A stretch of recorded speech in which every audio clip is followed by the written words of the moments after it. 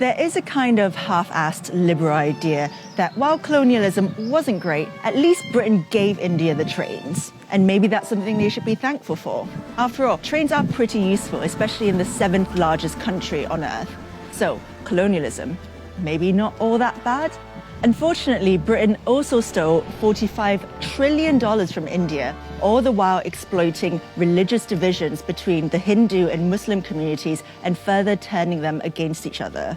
And those beloved railways, they became the sites of mass slaughter while Britain sat back and watched. Empires of Dirt, a show about Europeans getting rich at the expense of everyone else.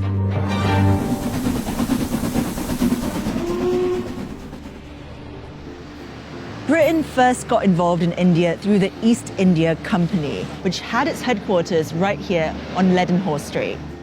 A private company owned by London stockholders, the East India Company grew over the next 300 years to become a quasi-governmental body with its own army and laws responsible for trading spices, cotton, silk, and tea all over the world. By 1858, ownership of the East India Company had been transferred to Queen Victoria after the failed Indian Rebellion. Trains were the brainchild of British engineers.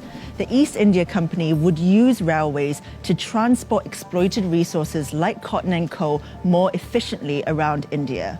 And it worked. Between 1853 and 1924, a railway network was created to help Britain extract from India relentlessly. And it's not like we gave India the railways either, by the way. We made India pay for them, and we ripped them off in the process. Despite Indian mechanics having their own efficient, cheap designs, Britain made India buy trains from them.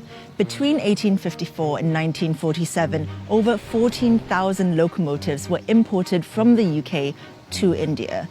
Initially, Indians weren't even allowed to work on the trains. They were staffed entirely by white people, from the board directors to the ticket collectors.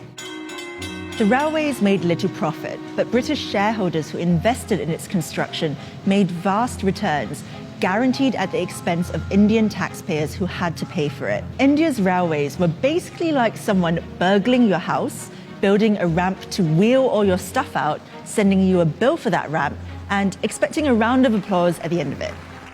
Now that the railways were built, Britain could get down to the task at hand, squeezing India for every last ounce of profit. They were really good at it. In the 1600s, when the East India Company was established, Britain accounted for less than 2% of the world's GDP, while India accounted for almost a quarter of it. By the 18th century, Britain had become one of the most powerful empires in the world, while the prosperity of the Mughal Empire was fading fast. Britain relentlessly squeezed India for every last bit of resource for its own uses. In 1943, up to 4 million Bengalis starved to death, partly because their food was diverted towards British soldiers during World War II. Winston Churchill said the famine was their own fault for breeding like rabbits.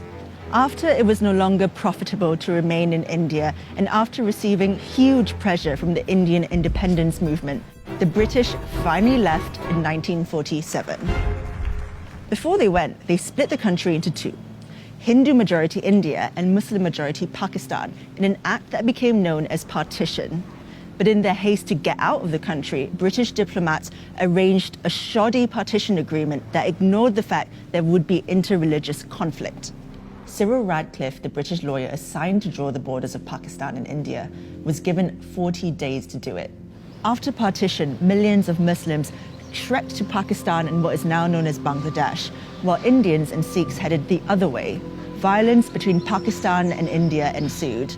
Within a year of the British leaving, 15 million people were displaced, and between 1 and 2 million people were dead. Trains became the sites for mass murder during the migration. Trains filled with refugees crossing the border on each side were stopped, and everyone on board was murdered. Women were captured and raped.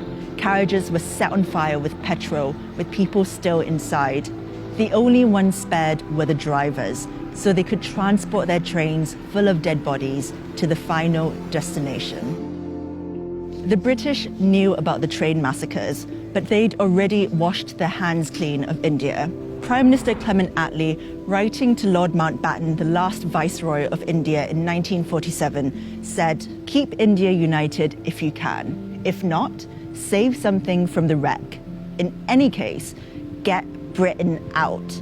Despite all this, the 4 million starved to death, the careless partition, the $45 trillion they stole from the Indian people, many don't think that the British did anything wrong in India. A YouGov poll in 2014 found that 59% of respondents thought the British Empire was something to be proud of, and only 19% were ashamed of its misdeeds.